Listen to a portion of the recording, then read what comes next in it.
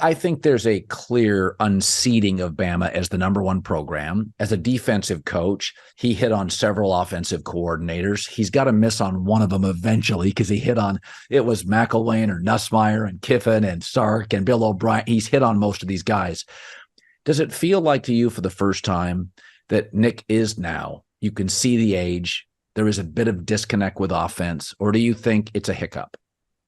I think it's more about, I'll answer your question by asking you a question. What's the difference between Penn State and Ohio State right now? Because I think it's one player. Penn State's got a better young quarterback. Well, I don't disagree with that necessarily. But as far as being asked to win the game, both quarterbacks have a comparable load share. Ohio State has Marvin Harrison, and Penn State doesn't.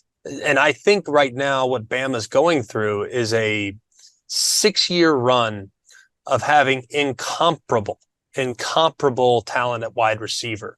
And we think about the NFL. What was Tua Tagovailoa and the Miami Dolphins before Tyreek Hill and Jalen Waddle? Struggling. What was average, right? I mean, average is the day is long. What were the Cincinnati Bengals? And I know Joe Burrow tore his knee 6 games into the season, 7 games into the season, but what were they before Jamar Chase?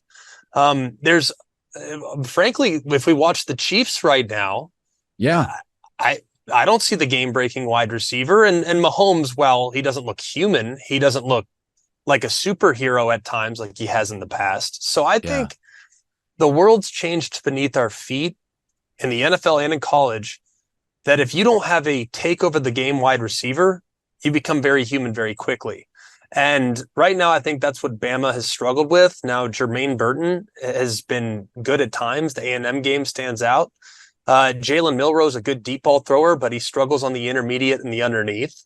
And when you are all boom and bust, it's hard to put together a methodical and rhythmic offense. So I don't think it's necessarily Tommy Rees's fault. I just think the personnel that Alabama is relying on right now is different than what they've experienced the last handful of years. Everyone at Clemson has blamed DJ Uiagalelei and Cade Klubnik, but if you look outside, with all due respect to Bo Collins and Brandon Spector, they're not Mike Williams. They're not, Nuke Hopkins. They're not the guys that they've had in the past. So I think it's just the personnel is coming back to earth just a hair this year, but in a portal era, you can improve that overnight with the addition of a guy or two in the offseason.